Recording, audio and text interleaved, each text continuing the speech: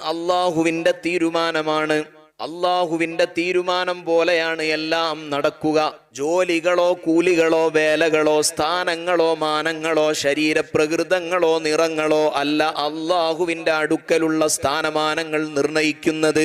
ഇന്നല്ലാഹ ലാ യൻദുറു ഇലാ അജ്സാമിക്കും വലാ ഇലാ സുവരിക്കും വലാകിൻ യൻദുറുല്ലാഹു ഇലാ ഖുലൂബിക്കും.